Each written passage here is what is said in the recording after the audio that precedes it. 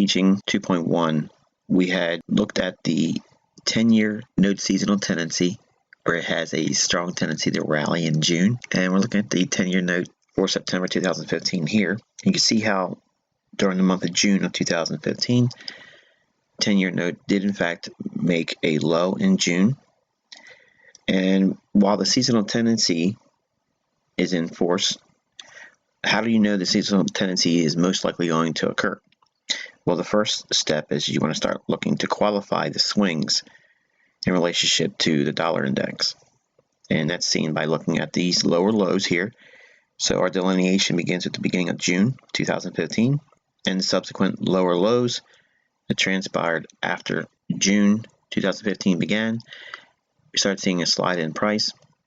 It took out the low from May, but individually, there was 5 to 6 different candles that progressively kept making lower lows in the first half of June. That's being delineated here with this short little trend line.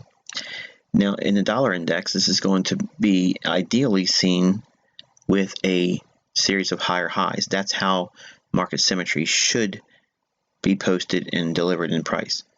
But let's take a look at what actually happens in the dollar index.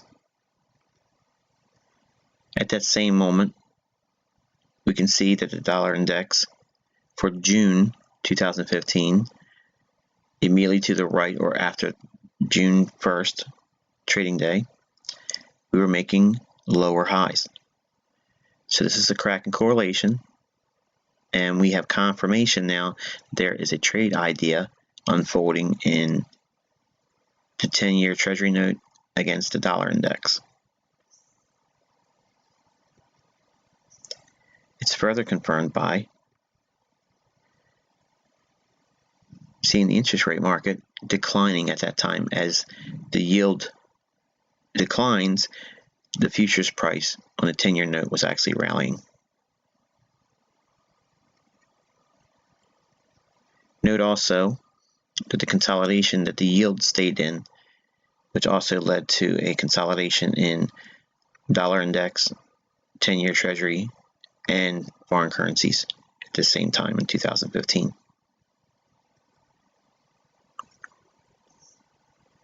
Okay, we're looking at the June of 2016. Again, we're looking at that seasonal tendency seen here. The market was making equal lows, so they should be seen in respect to the dollar index with equal highs. Here's the dollar index going into June 2016. As you see here, the market made higher highs. So it's a crack in correlation. The market's shown a willingness to go higher in the dollar index, but it was not seen in the form of going lower on the 10-year notes. That's a crack in correlation there. Therefore, it is a qualifying condition that there is an underlying trade underway. And this is further confirmed by visually seeing the interest rate market, seeing a decline in the 10-year yields. And again, notice the consolidation.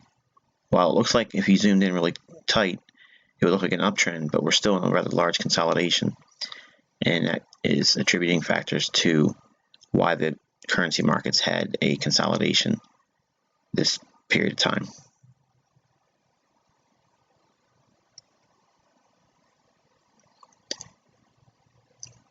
Lastly, we have the 10-year Treasury note March contract 2017.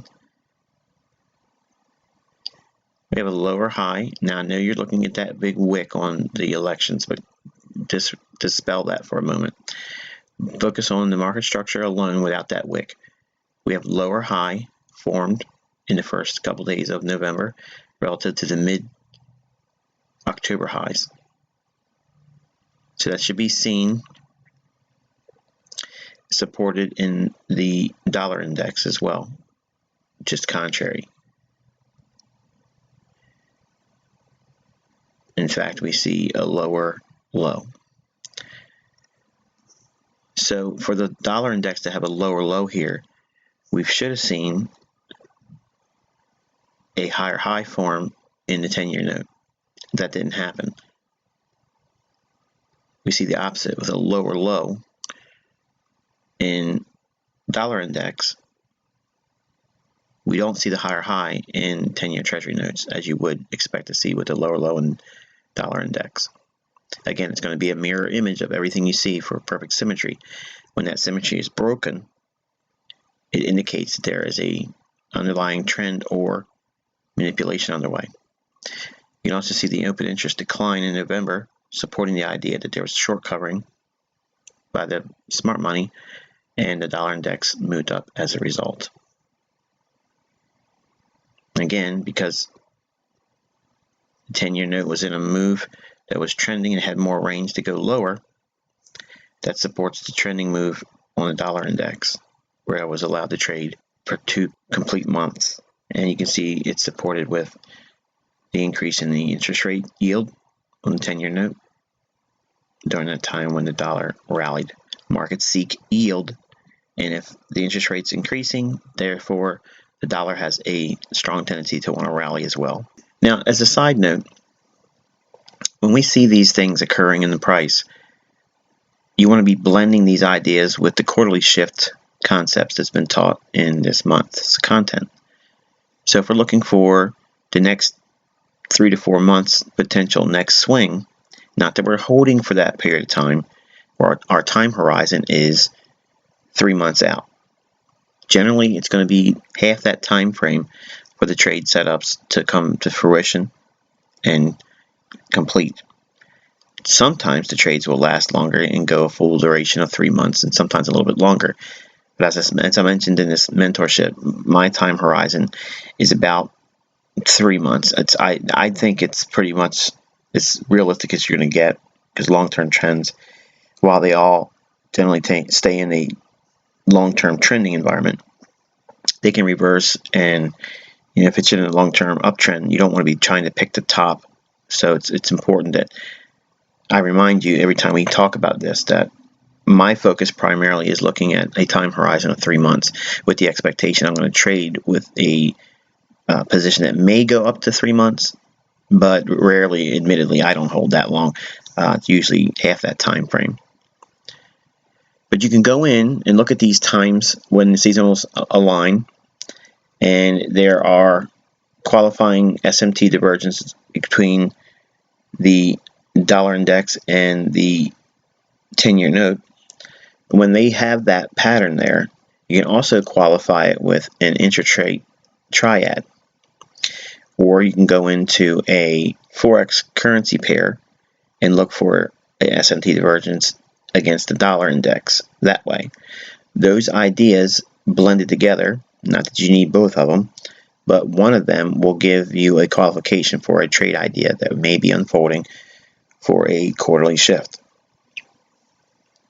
By getting in sync with the marketplace like this and viewing the higher time frame charts with these tools in alignment, it gives your trades high probability, and it filters out a lot of the noise. And even if you don't trade in a long-term position capacity, you can use these ideas to get in sync with higher time frame trend or higher time frame order flow.